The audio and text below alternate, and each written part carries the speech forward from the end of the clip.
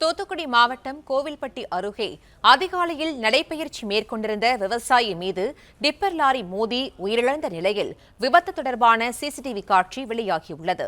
கூடுதல் விவரங்களை செய்தியாளர் ரங்கசாமி வழங்க கேட்கலாம். ரங்கசாமி வணக்கம். இந்த விபத்து தொடர்பான விவரங்களை பதிவு பண்ணலாம். வணக்கம். தூத்துக்குடி மாவட்டம் கோவில்பட்டி அருகே உள்ள வில்லிச்சேரி கிராமத்தைச் சேர்ந்த கிருஷ்ணசாமி என்பவரோட மகன் நாகராஜ். இவர் விவசாயி.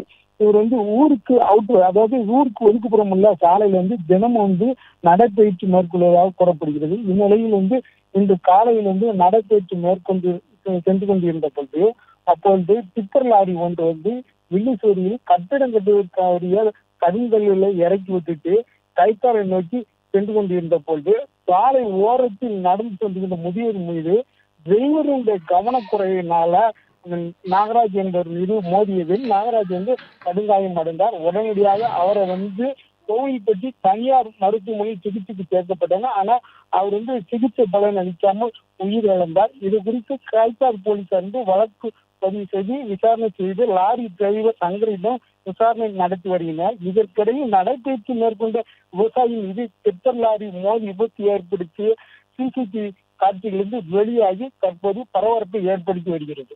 பிளே ஸ்டோர் மற்றும் ஆப் ஸ்டோரில் இருந்து பாலிமர் செயலியை QR கோடு மூலம் பதிவிறக்கம் செய்யுங்கள். செய்திகளை உடனுக்குடன் பெறுங்கள்.